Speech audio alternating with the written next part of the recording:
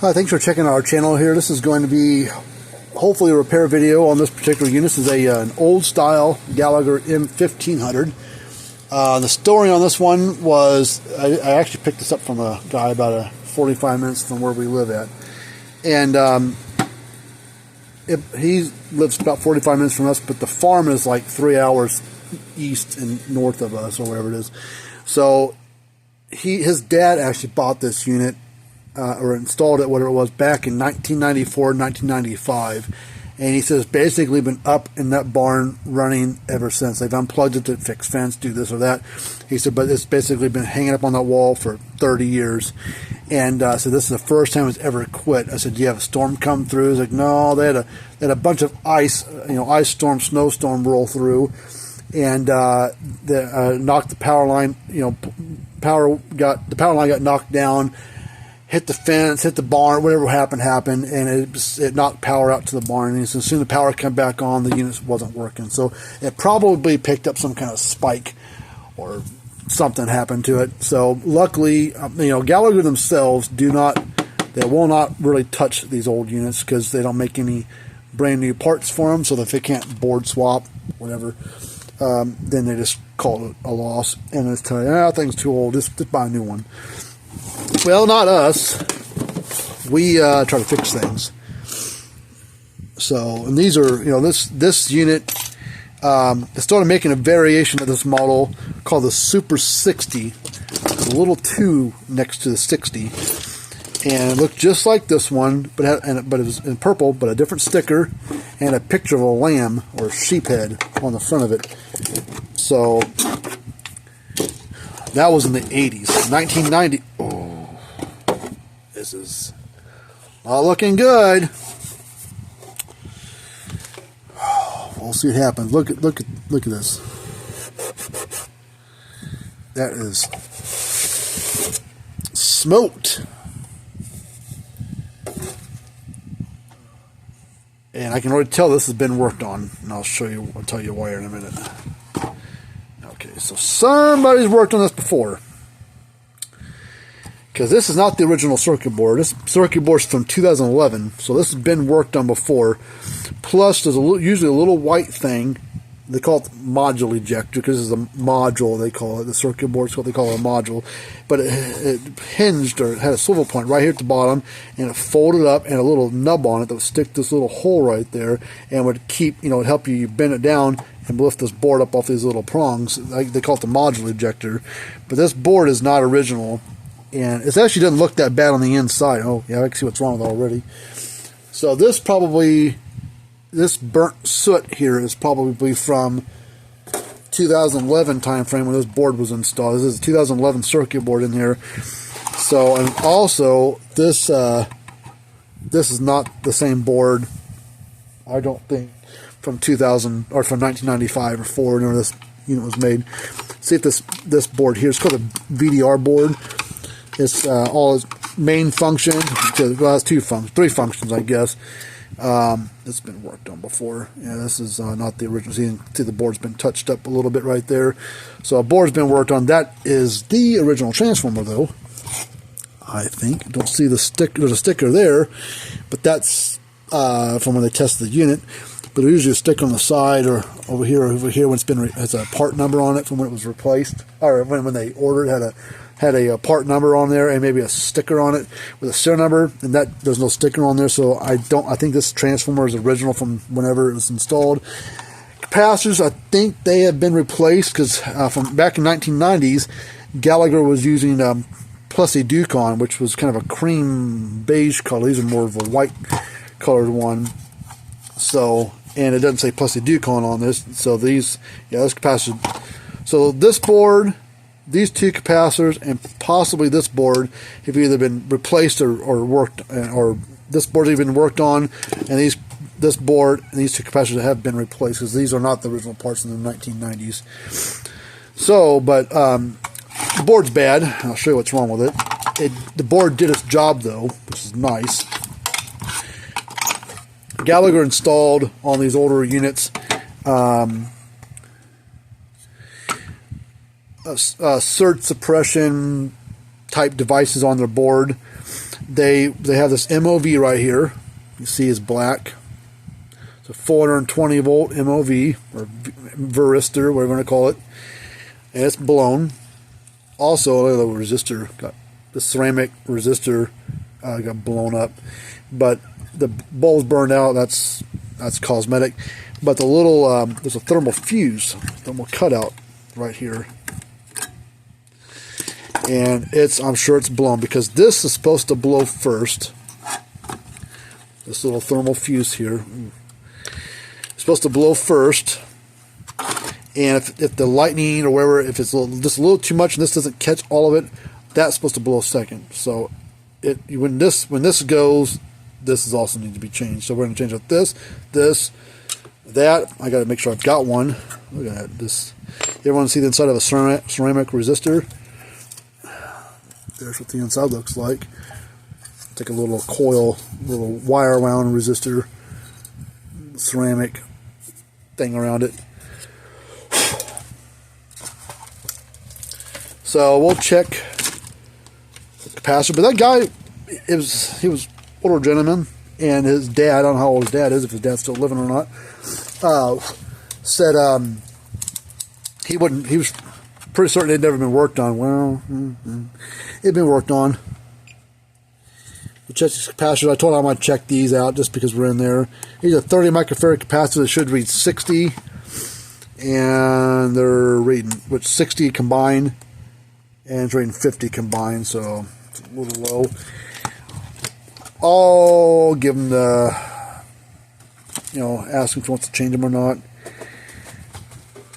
Alright, this resistor's blown, or burnt. Thermal cutout, I've got the thermal cutout, I've got that right here. I've got that right there.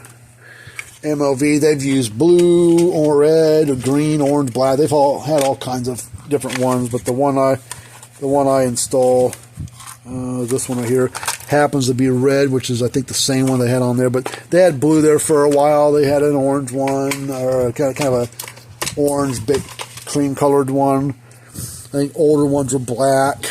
So they've all different colors depending on what manufacturer they bought them from, or what the manufacturer changed the color to. They're actually the same kind of device as what these little things are on. This board here is just it takes the power from your transformer and gets it to these terminals over here, which is your fence and ground. So it comes in right here off the transformer, those two tests, plug in right there. And of course that goes all the way across here to that terminal, and that one goes right there to that terminal. And you have your half power, which is just they used to use a resistor to bleed down the power from full power to half power. So it gets the power from the transformer to your fence and ground. So it does that part of it. It also has these these diodes and these MOVs here for lightning suppression on the fence and ground side. Has nothing to do with the AC. It only does it on the fence and ground side. It tries to protect the transformer and the rest of the unit coming back this way from lightning. And then it has some resistors and a diode and a little capacitor that gets power from the transformer and fires this capacitor to make that bulb flash every pulse. So that way, and I think it takes about 3,500 volts from the transformer to make that light flash. So when the voltage is, when this light's flashing, you know if you've got at least that amount of voltage coming out of the unit. If this light's not flashing, either the fence is dragged down pretty hard, you've got a problem with this board somewhere, or the transformer's weak. It's reading half a kV, so that this board could be good. And if this say is reading 1,000 volts to transformer, this bulb will never flash, because it needs about 3,500 volts of this energy to make that bulb flash. So let's see if we can test that resistor real quick to see what size it is, because the board doesn't show what size it is. Usually there's a number on the board right there. It tells us what ohms it is. Of course, whoops. 68 ohms. It's probably either 68 or 100 ohms. Probably what it is. So let me go look through my resistors that I've got and see if I've got a 10 watt 100 ohm 68 ohm resistor. So let me pause the video and I'll be right back. Okay, it is a 68 ohm, and the reason I know that, found another board, because I don't have any brand new resistors. I don't have any 100 ohm, I don't have any 68 ohm that are 10 watt. I got a bunch of half watt and small stuff. So I started digging through my miscellaneous small stuff, or old miscellaneous parts box, and I found an M800 board, which is very similar. This is old, it's from the 1980s or early 90s version board, but it's the same basic concept as what this board is. It has a resistor over here, a thermal cutout tucked down there, MOV sits right there. Maybe this one didn't even have it on there. Maybe it didn't have it on this one. There's an MOV right there, but you can see it says 10 watt 68 ohm right there.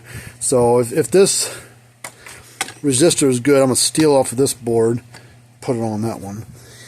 So these don't go bad very often unless it gets hit like it has, with whatever happened.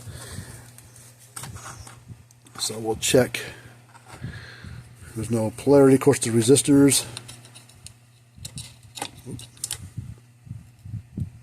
69, close enough. All right, power splitter. The soldering iron pult is warmed up. So that's why I don't throw away old things, because I can order new resistors. That's not a big deal, but trying to get this thing done soon, so get it out of here. I just picked it up from the guy this morning. I'm going to go back over to his place in a couple days after I call him with a quote.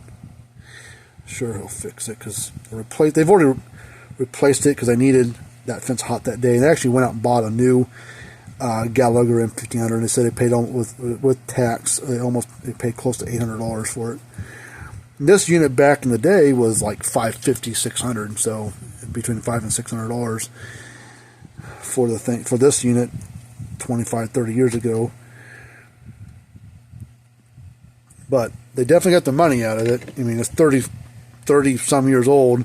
They've had some work done to it, but the last time they had this board changed out, which they possibly could have fixed the board last time, but maybe it was too far gone. I mean, all that burnt soot, and it was all black, so I'm sure it's probably beyond repair on the board, because it's all burned up from lightning. But that was back in 2011, and we're in 2024, 25 time frame now, so that was, what, 13, 14 years ago.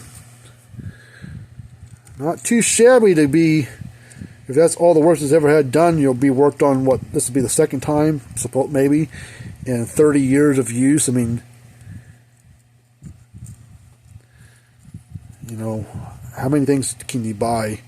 Like cars, TVs, other brands of fence chargers that last that long and have very few repairs done to them. So that's one reason why Gallagher costs what it does, because you're paying for reliability in the product, not just paying for a name or features. You're paying for how the unit performs, as well as the reliability of the unit. You have to put you'll spend less money on service and parts and repairs on a Gallagher than you will a lot of other brands. I talked to a guy here yesterday or the day before. He has a Parmac, I think Mark 8. It's like 9 years old, I think he said. Second time it's gone down again. We worked on it 5 years ago and looked it up. We put a new set of boards in it because it's old style. Board's still good, but based on his symptoms, he's got a bad transformer in it. So 9-year-old unit. It's been worked now. It's basically been rebuilt brand new over the course of 9 years. It's got a new set of boards in it, and it's got gonna have a new transformer installed in the thing. So yeah, he paid $150 for it, $160 for the thing, but he's got to put all that, basically rebuilt it to brand new over the course of 9 years. The last time I worked on was 4 or 5 years ago. So it went 4 or 5 years, had problems for whatever reason. And then the boards went bad. You couldn't get his version boards anymore, so we had to put a new board kit in it to update to the current style that they supply.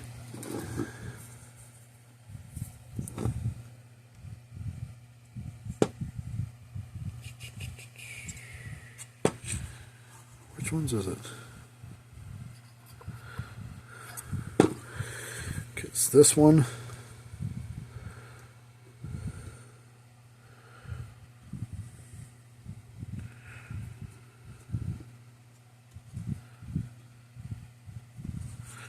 That capacitor on the board that's by those thermal cutout deal, it's got a black hot spot on it. I'll check it if I can check it while it's in circuit, but that's cosmetic. It happens quite often over the course of time because this area gets really hot when there's a surge problem, and that just got hot right there because of the heat of those two parts right there. That doesn't mean it's bad, and it's not even swelled up. It's not split open. It's just hot spot cosmetically from when that stuff got hot right there. Okay, so now I'll pull this piece out. Which more brands installed stuff like this on their newer stuff? But everything, not everything, but a bunch of stuff has gone to surface mount versus through hole. There's about 3 brands that still do some old style through hole stuff. They don't do this. They don't install this kind of stuff on it, on their boards.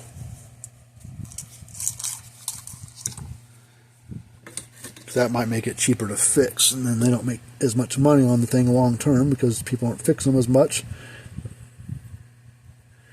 And then they can't sell a whole board. They sell them, they sell them component parts versus a whole entire board. They make more money selling whole parts than they do components. So now we'll bend the legs out like that.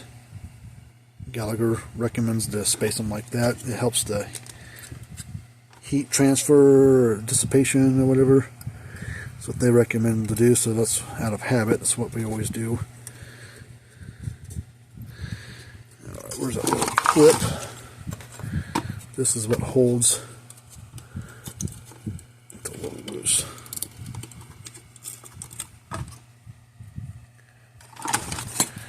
So I just usually grab it like that, squeeze on it to try to get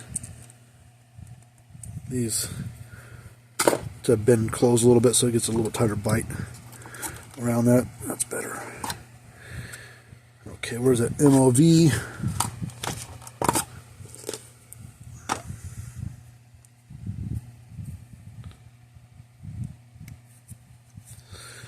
We'll put that in here. This doesn't have a polarity either. Come on. There.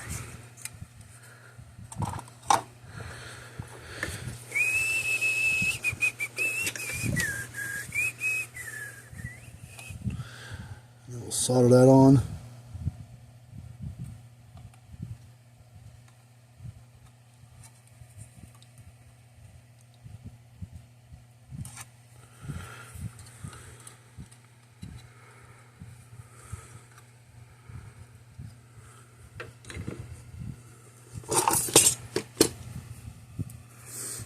Snip off the excess leads.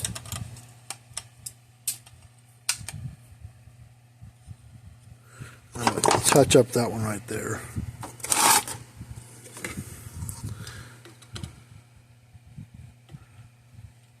I like the way that one looked. That bulb's a little burnt out, but it's not going to keep the unit from running, so we'll just go ahead and reinstall this board. And wind up.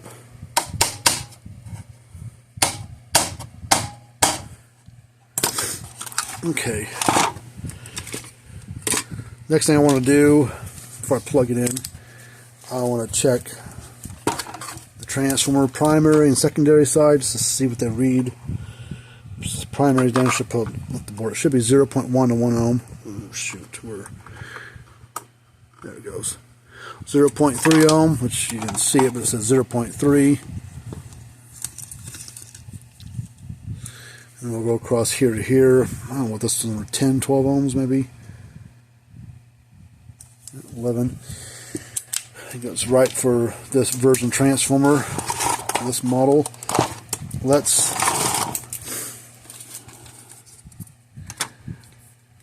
Let's check 4 diodes right there, because that won't shut the unit down, but it'll keep it from pulsing, or keep the output from being. No, that's shorted. Shorted. Okay, we need new diodes. Good thing we checked that. If we would have plugged in, it probably would have worked, but this would have dragged it down so hard, because it's basically going across fence and ground and all across there. It dragged the whole unit down, and we wouldn't got any lights out of it. So now I'm going to change all those out. So that's why I checked those before I plugged. They look good. Look at them. Little black dot, they look good. Not split open, not swelled up or whatever. But they're all test shorted. And they shouldn't. They should check like a one-way check valve. There should be just a little beep, a little number, but not a shorted out number like it did there. So now we'll just pull all the solder off each one of them.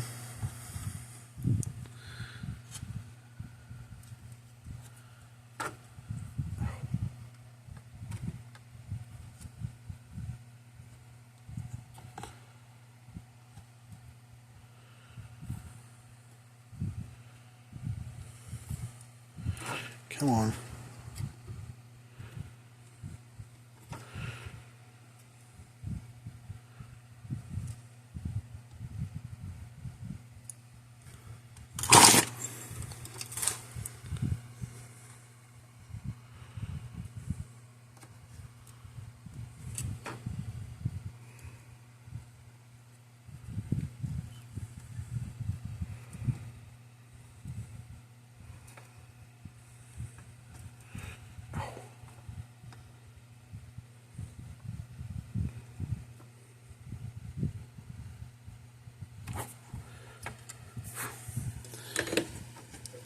That deep soldering brake is kind of hot.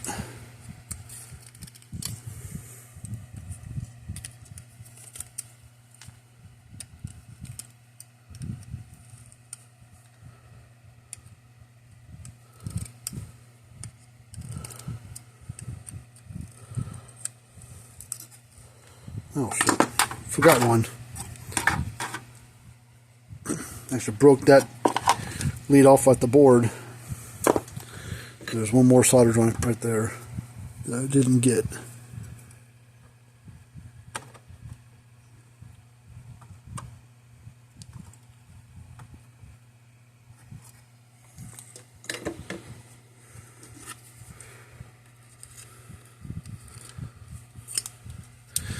Okay, got my diodes. Let's see. We need 1, 2, 3, 4. 1, 2, 3, 4.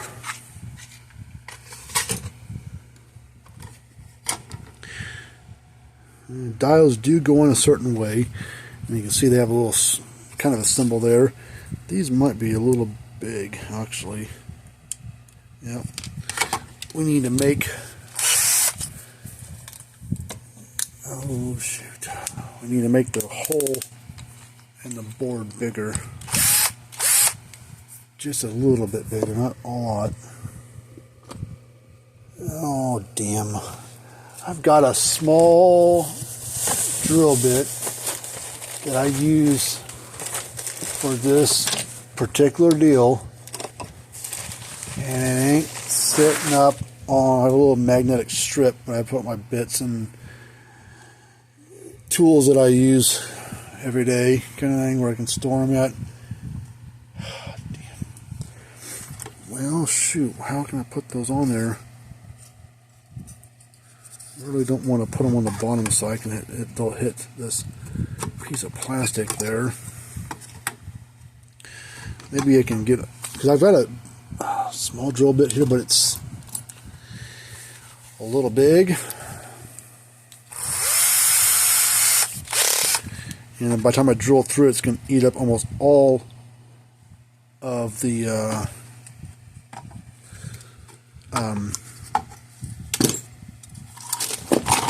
what do we call it, the solder joint.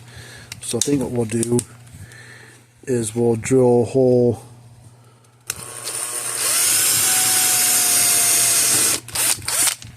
just below each one of them, run the lead through, jump and bend it over to the corresponding spot there.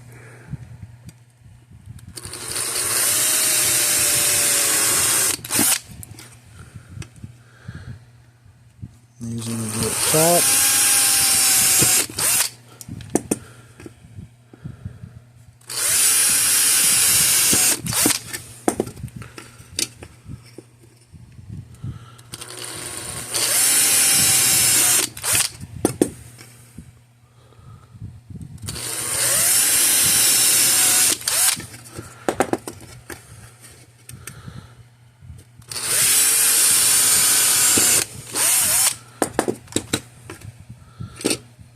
This one I'm going to have to put right there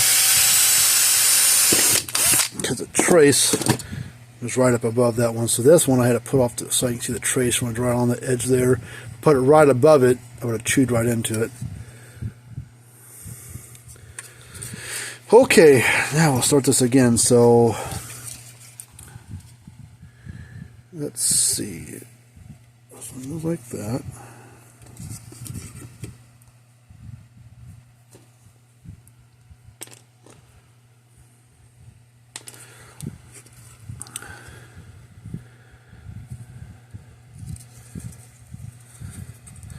Now these are a little bit bigger diode.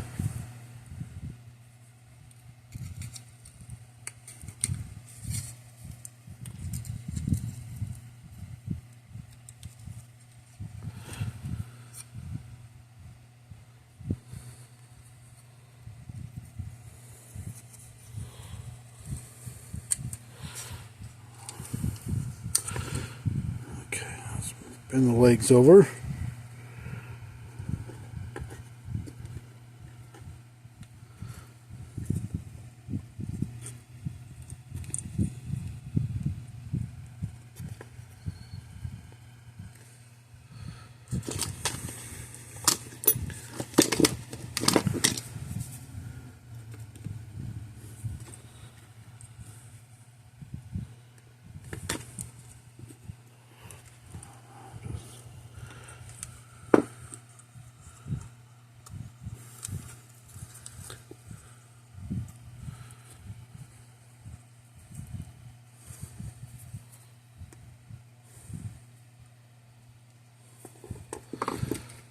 Okay, I might have to touch those up the way I bend them. I'll zoom in so you can kind of watch.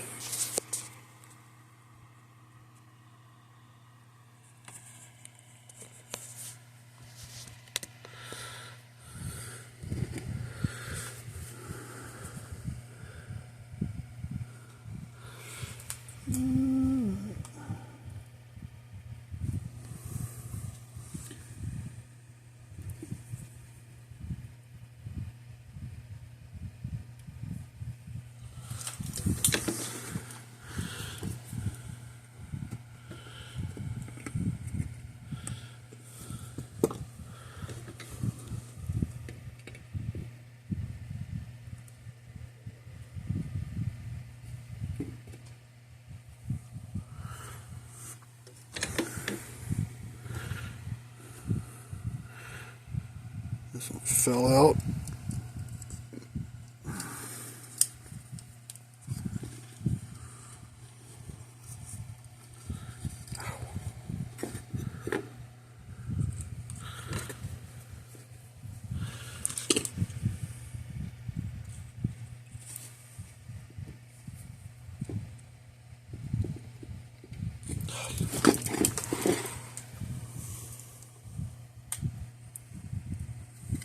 Oh, God.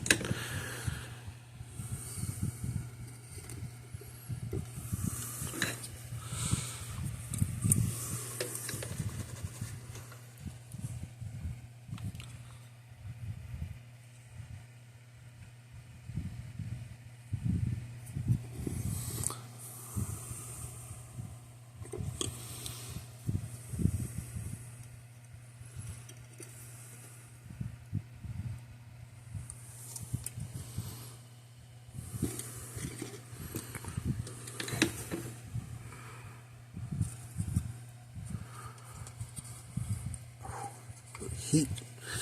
I can feel the heat.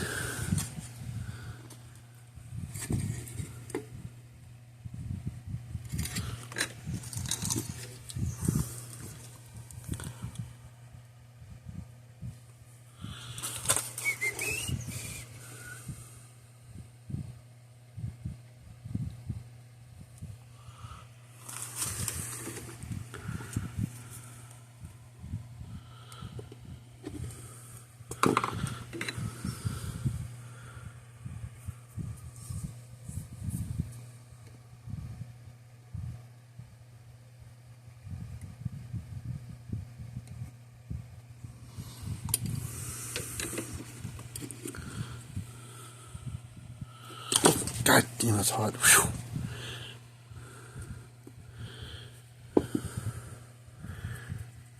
Whew. It gets hot. Solder iron pretty dang hot. Hotter than your oven.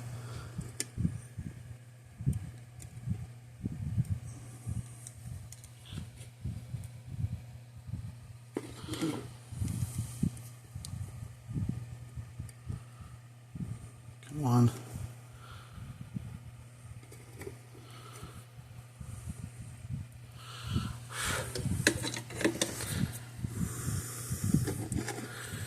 Alright, so now we'll just snip off all the extra that we don't need.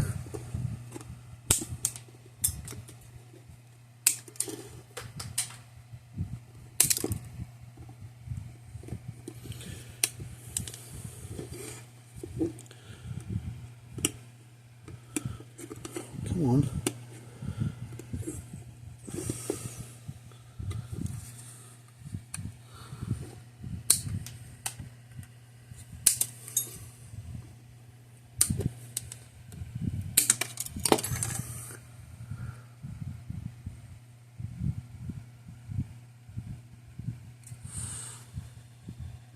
Don't like that one.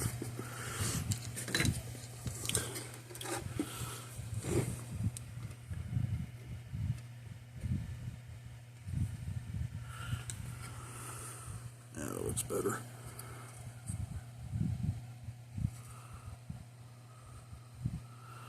Okay, all those look good. Just zoom me back out.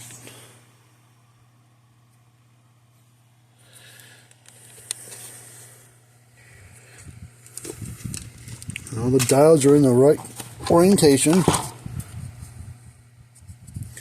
Let's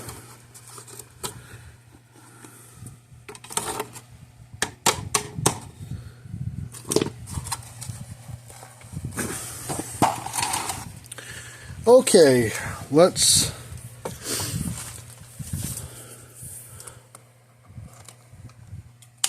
there it goes. Winner every time. Even the green bowl is a little bit flashing. Let's put a screwdriver or a custom or a needle pliers. Nice hot unit. I'm going to do a ground fault test and plug this in to a different outlet. Just get a ground tied to it. And we'll ground it out. Put the ground wire from the outlet to the ground terminal. Didn't miss a beat. Let's put this meter across here. I'm actually getting a replacement. Not this one. We have some custom built ones. Play around with it for a little bit. I know I'm going to try to order some in. Oh, yeah. Yeah, it's hot. And I'm actually, I think changing those capacitors from basically 25 out of 30, I'm just going to leave them in there. I don't think, for the money, I don't think he's going to gain all that much of energy performance-wise. Putting the money that cost, what these capacitors cost, they'll probably be good for another 10 years. They're already, maybe from 2011 time frame, they've dropped 5 microfarads. And so instead of being like 11, 10, 11, 9, probably between 11 and 12 output joule units, probably like 9 or 10, so between 10 and 12 joules, there's not a big enough difference in performance that I don't think it's worth putting them in there. Only reason I would put them in there is just to charge customer for them, but I don't think it's worth the money. I'll ask him and see if he wants to do it, and I'll give him a price on them and right on the side.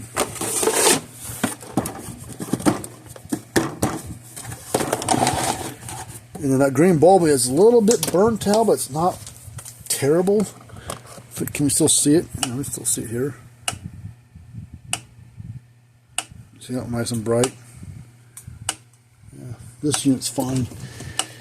This unit's good to go.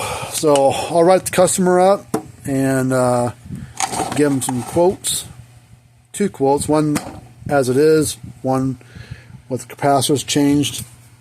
And it costs a bit more labor by a little bit, not much. And what the price of the parts are. And we'll call it done. See what he says. But until next time, we'll see you guys later on and have a good rest of your day.